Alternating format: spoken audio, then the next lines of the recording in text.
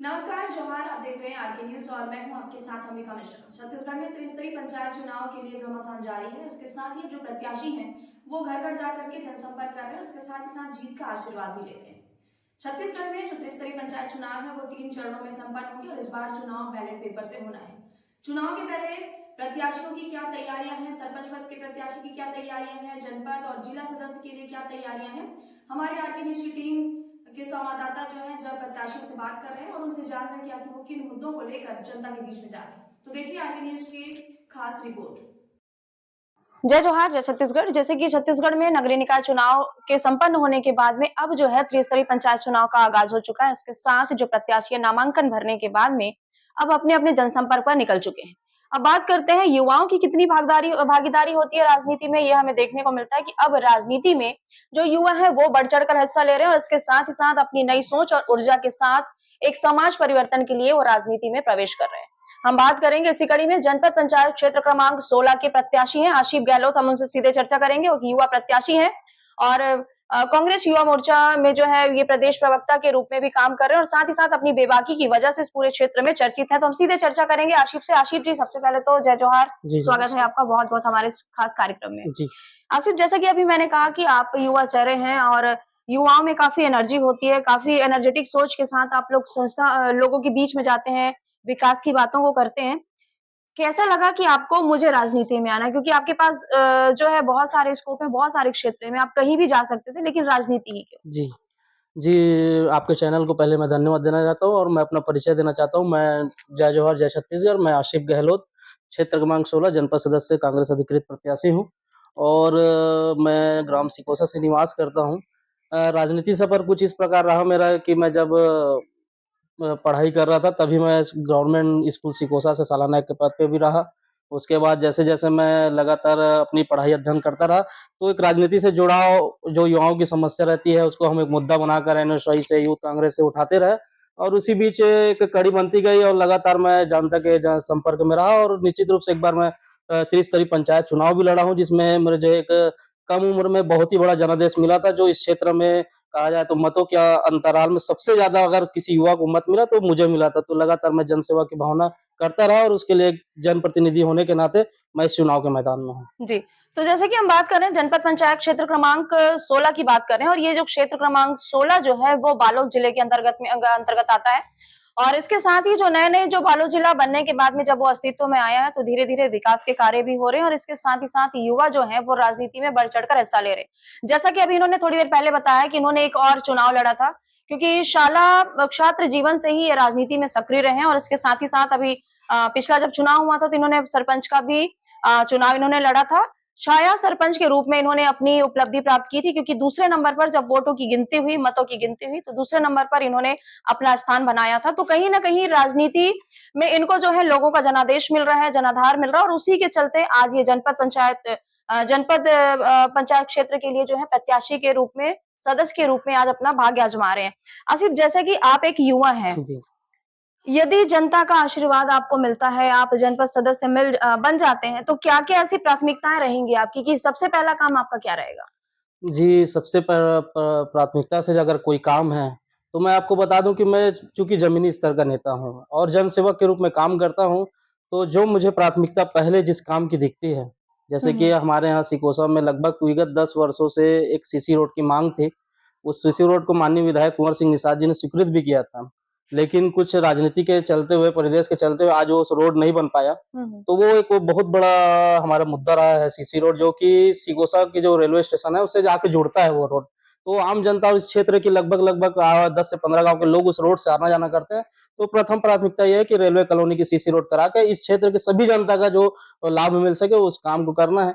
और लगातार जिस क्षेत्र हमारे का जो क्षेत्र आएगा जनपद क्षेत्र क्रमांक 16 हुँ, में, हुँ। जिस भी मुद्दे में प्राथमिकता से काम होंगे उसके लिए भरपूर प्रयास करेंगे और प्रयास इस तरह से करेंगे, अगर ज़रूरत पड़े तो हम सड़क से लेके सदन तक की भी और अपने जनपद पंचायत में उस क्षेत्र के विकास के मुद्दे को बड़ी निर्भरता और पूरी ईमानदारी से उठाने का काम जी, करेंगे। जैसे कि आपने अभी थोड़ी देर पहले कहा कि सबसे पहले जो सीसी रोड की जो माँग थी उस पर हम काम करेंगे। लेकिन क्या आसिफ, आपको ऐसा नहीं लगता कि यहाँ पे जो सबसे जो बड़ी माँग है, जो आपके सामने जो हाई स्कूल है, जहाँ आप छात्र नायक रहे हैं या जी। शाला नायक रहे हैं, वो विगत 30 वर्षों से उसी कंडीशन में है। जर्जर अवस्था में, क्या जो भी सरकार आई है, क्या इस पर कोई ध्यान नहीं दिया, या यहाँ के जो स्थानीय जो जनप्रतिनिधि हैं, क्या उन्होंने क्या इस पर काम नहीं किया गया? जी, मैं आपके न्यूज़ चैनल के माध्यम से बताना चाहता हूँ कि पूर्व में माननीय भूपेश बघेल जी की सरकार थी और उस सरकार ने बहुत ही अच्छी योजनाएँ क्रियान्वित की है ज़मीनी स्तर पर। उसमें एक योजना थी स्वामी आत्मानंद स्कूल और सिकोसा लगभग 10 गाँव का एक केंद्र बनता है और उस केंद्र में सिकोसा को प्राथमिकता देते हुए माननीय विधायक जी ने यहाँ पर आत्मानंद स्कूल का संचालन किया। उसके लिए एक भवन के लिए भी राशि आवंटित हो चुकी थी। लेकिन कहा जाए तो एक दुर्भाग्य की बात है हमारे क्षेत्र के लिए और मेरे गाँव के लिए कि यहाँ पर आज की स्थिति है कि विगत जो 5 वर्षों में जहाँ पर जनप्रतिनिधि जो लोग बने हुए थे, उन्होंने सिर्फ़ क्षेत्र की जो ज़मीन है उसको अवैध रूप से बाँटने का काम किया है और उसके चलते हुए किसी भी सरकारी योजना के लिए यहाँ पर कोई भी भवन बनाने के लिए आज शासकीय भूमि नहीं है।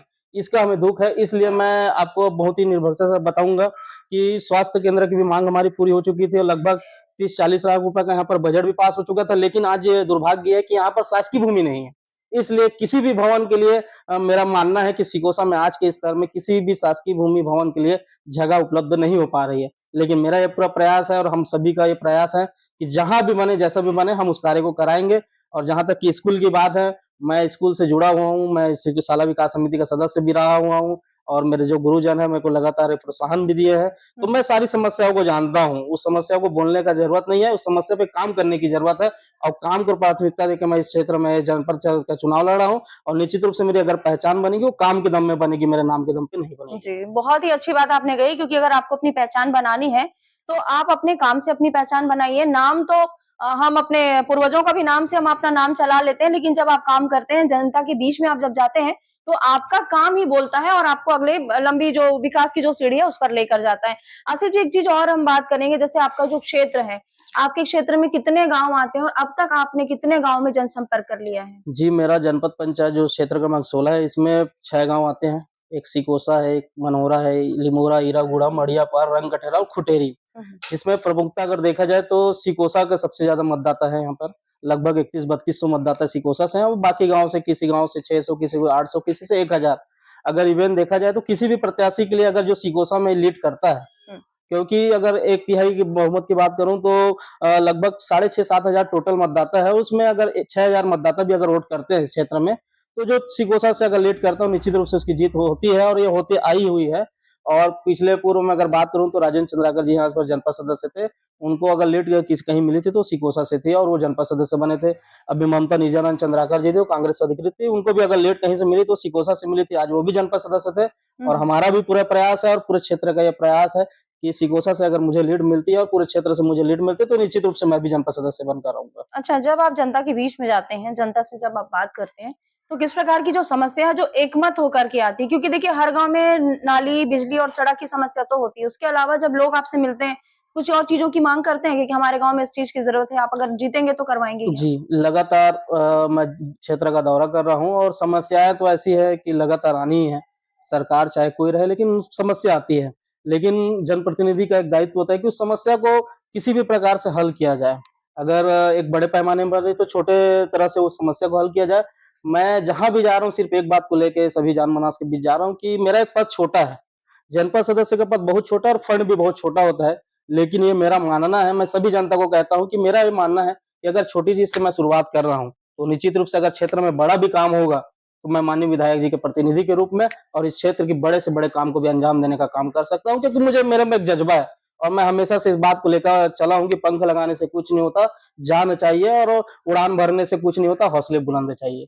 हौसले मेरे पास भरपूर है और आप सबका आशीर्वाद है मतदाताओं का और इस क्षेत्र का, तो निश्चित रूप से छोटा फंड होने के बाद भी मैं बड़ी सोच रखता हूँ और इस क्षेत्र में बड़ा काम करवाने की क्षमता रखता हूँ। जी, तो जैसे-जैसे जब इस इंटरव्यू की जब शुरुआत हुई थी, तो मैंने पहले ही कहा था कि जो युवा जो हैं, वो ऊर्जा के साथ भरे होते हैं और एनर्जेटिक अपनी सोच के साथ में वो समाज में, अब राजनीति में भी अपनी सक्रिय भूमिका निभा रहे हैं, जिसका जीता-जागता उदाहरण हम अगर हम कहें तो आशिफ गहलोत को हम कह सकते हैं, जो लगातार अपनी बातें कह रहे हैं और अपनी बात बेबाकी के साथ में रख रहे हैं और एक पूरी तरह से एनर्जी के साथ में बात रख रहे हैं और इनका कहना है कि अगर मेरे पास में मेरी सोच यदि ऊँची है, तो फंड चाहे कितना छोटा हो या बड़ा हो, उससे मायने नहीं रखता। आप उस फंड को कैसे, कहाँ यू उपयोग करेंगे, ये ज़्यादा निर्भर करता है और इसके साथ इन्होंने नेतृत्व क्षमता की जो बात कही है, नेतृत्व क्षमता इनमें अपार भरी हुई है, क्योंकि छात्र जीवन से ये राजनीति कर रहे हैं और इसके साथ ही साथ जिस प्रकार से अपने क्षेत्र के विकास की जो बात, जो ये सोच रहे हैं, उन्होंने सीधे तौर पर जनता से अपील मांगी है, जनता से आशीर्वाद मांगा है कि एक बार आप इन्हें मौका दीजिए और जो भी आपके जो विकास के कार्य जो रुके हुए हैं, कहीं ना कहीं थोड़ी तो गाड़ी आगे बढ़ेगी। हम एक साथ ये भी नहीं कह सकते, जो आसिफ जी नेता जी होते हैं वो जी झूठे वादे भी करते हैं कि जी मैं ये करा दूंगा, लेकिन वादे करने से अच्छा है कि आप जीतने के बाद उन चीजों का प्रयास करें। उन्होंने ये चीज बहुत अच्छी कही है कि मेरे पास बहुत कम फंड आने के बाद भी मैं जो है हर क्षेत्र में विकास का कार्य करूंगा। तो कहीं ना कहीं एक छोटा एक बेबी स्टेप जो है वो ले रहे हैं, और इसके बाद धीरे धीरे आपके सहयोग से ये ऊपर सीढ़ी तक चढ़ते जाएंगे और विकास में जो है अपनी सहभागिता निभाएंगे। आसिफ जी, आप 23 फरवरी को मतदान होने वाला है, जी तो जो आपकी मतदाता है, जो जनता है, उन्हें आप क्या संदेश देंगे? आपका चुनाव चिन्ह क्या है? किस नंबर पर आपका मुहर लगाएंगे? तमाम चीजें आप बता दीजिएगा। जी, पहले मैं इस न्यूज़ चैनल के माध्यम से आप सभी मेरे क्षेत्र की जनता, क्षेत्र क्रमांक 16 की संपूर्ण जनता से, जो देवतुल्य जनता है, उससे मैं एक बार पुनः प्रणाम करता हूँ और मैं उनको बताना चाहता हूँ कि अवैया 23 तारीख को मतदान होना है, सुबह 7 बजे से लेके 5 बजे तक। और यही बेरा में आप मन आपके बेटा आसिफ गहलोत ला, जो कांग्रेस पार्टी से अधिकृत है, और वो आप मन के बीच में हमेशा सुख-दुःख में हमेशा अवतरित है। एक बार मौका ज़रूर युवा दो, जो काम करके दिखा सके और आपके बेटा के रूप में आपके बीच में रह सके, ना कि नेता के रूप में। तो जम्मू क्षेत्र के 16 क्रमांक के जतिक मतदाता भाई मन से निवेदन करा तो बढ़ चढ़ के हिस्सा लो, काबर ये मतदान आप मन के अधिकार है और निश्चित रूप से प्रत्येक निश्चित रूप से हमारे सबके अधिकार जो बने हैं तेला हमला निर्वाह करना चाहिए और भरपूर मतदान करना चाहिए। यही आह्वान के साथ मैं अपन वाणी विराम देता हूँ। जय हिंद, जय भारत, छत्तीसगढ़। तो जैसा कि आसिफ गहलोत जो कि जनपद पंचायत क्षेत्र क्रमांक 16 से सद्या यहाँ पे प्रत्याशी हैं, और वो अपनी एक नई सोच के साथ इस चुनावी मैदान में उतरे हुए हैं और साथ ही साथ जनता से अपील कर रहे हैं। और हम भी आपको इस कार्यक्रम के माध्यम से अपील करते हैं कि जितनी जो मतदाता है वो आगामी 23 फरवरी को निष्पक्ष और निर्भीक होकर के चुनाव करें, और देश, गांव और जो आपके शहर है उसके विकास के लिए जो सोचता है उस प्रतिनिधि का चुनाव करके आप अच्छे व्यक्ति के हाथ में अपने गांव की बागडोर सौंपे। ये भी हम आपकी अपील करते हैं। एक बार फिर से आने वाले 23 तारीख को लोकतंत्र के महात्योहार, लोकतंत्र का पर्व में आप सभी हिस्सा लें और देश के विकास और गांव के विकास में अपनी सहभागिता बनाते हुए अपने विकास की ओर आप भी आगे बढ़ें। इस खास कवरेज के लिए सहयोगी त्रिलोक और हेमंत साहू के साथ अंबिका मिश्रा, आर के न्यूज छत्तीसगढ़।